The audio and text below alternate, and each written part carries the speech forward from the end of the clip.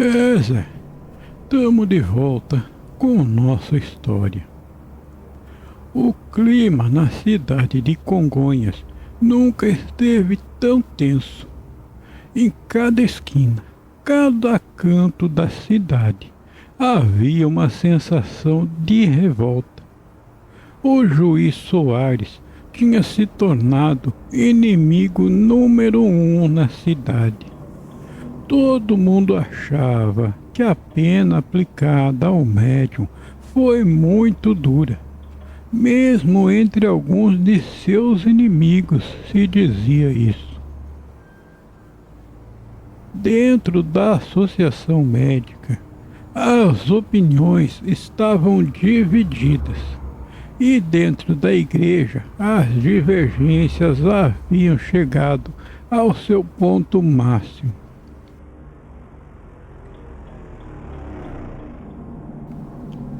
Durante o julgamento, a associação médica e a igreja permaneceram o mais afastados possível, mas não era segredo para ninguém que ambas estavam por trás daquele processo e talvez até mesmo da sentença.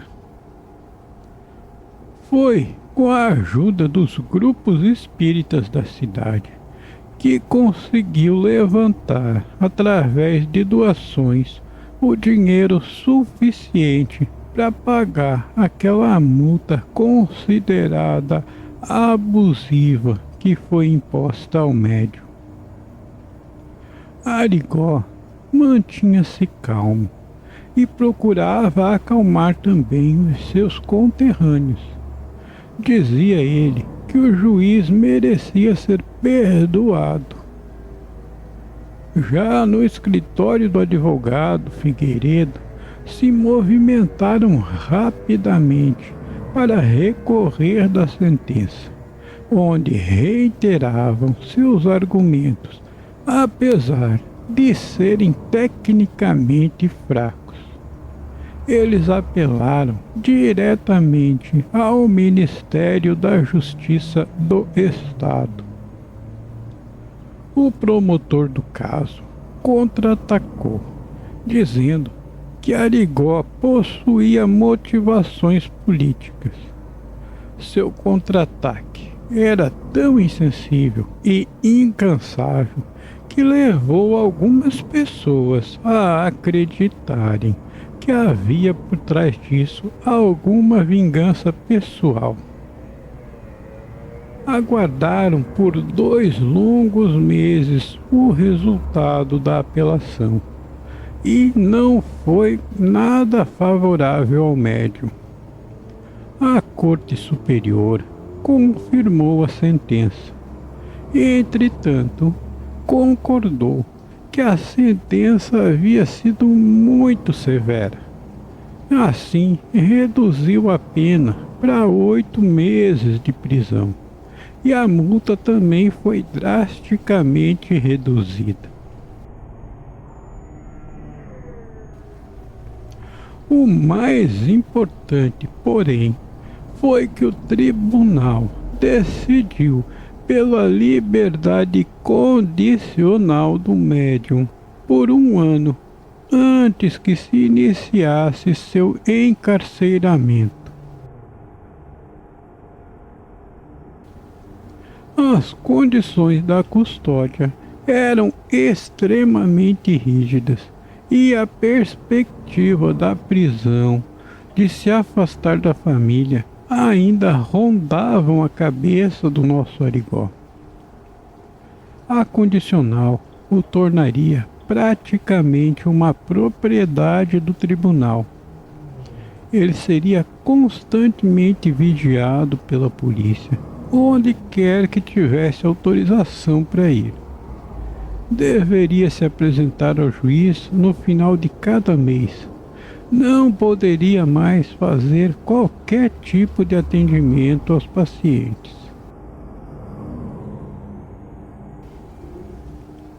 Não poderia sair para lugar algum, principalmente sair da cidade, sem autorização do juiz. Não poderia frequentar nenhum hotel, restaurante ou bar, nem mesmo poderia se sentar em uma mesa do lado de fora desses estabelecimentos, além de ter que respeitar o toque de recolher. Não poderia se comunicar com pessoas estranhas vindo de fora da cidade, nem mesmo que fosse em sua casa. Assistir às sessões espíritas somente com autorização do juiz.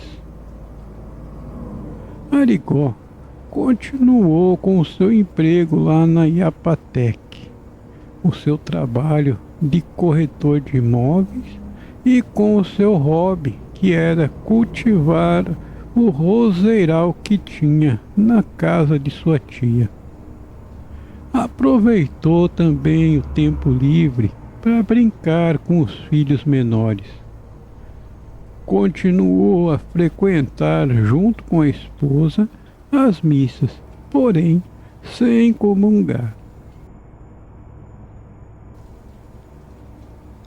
Em agosto de 1958, o médium enfrentaria a prisão. Arlete, a esposa, fazia o que podia para consolá-lo. Ela ainda voltou a trabalhar como costureira para ajudar nas despesas da casa, além de juntar algum dinheiro que ajudasse no sustento da família durante a prisão do marido. Eles tinham 6 filhos pequenos que não tinham idade para trabalhar e que precisavam de alimento, de abrigo, de educação. E é óbvio que o dinheiro juntado através do trabalho da esposa não seria o suficiente para sustentar a família enquanto Arigó estivesse preso. A cidade tinha mudado. Não existia mais a movimentação de ônibus e pessoas que vinham de todos os cantos como antigamente. O médium sofria novamente aquela compulsão de ajudar os outros e se encontrava amargurado com a sentença que enfrentava.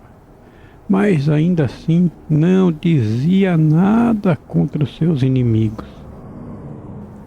As dores de cabeça e os incômodos que sentia antes de ter começado a fazer aqueles atendimentos voltaram. Ele, de forma discreta, voltou a atender aqueles que lhe procuravam pedindo auxílio. A polícia sabia que ele fazia alguns atendimentos, mas não se importava, pois eles tinham apreço pelo médium e respeito pelo seu trabalho. Além do mais, restavam a ele pouco tempo de liberdade. E os 2 últimos meses antes da prisão foram desesperadores para ele e para a esposa. O presidente JK estava ocupadíssimo. Ele enfrentava os problemas por causa da construção de Brasília, uma capital que ficava a mais de 1.000 quilômetros dos principais centros metropolitanos brasileiros, que era o Rio de Janeiro, São Paulo e Salvador. Além desse problema, o presidente enfrentava outros tão grandes quanto esse. Problemas econômicos com a alta inflação, gasto com o novo sistema rodoviário, altas cargas sobre o tesouro público e, principalmente, a ameaça de um golpe militar. Eles que estavam agitados e hostis. Ou seja, ele não tinha tempo para pensar em outra coisa com tantos problemas no país.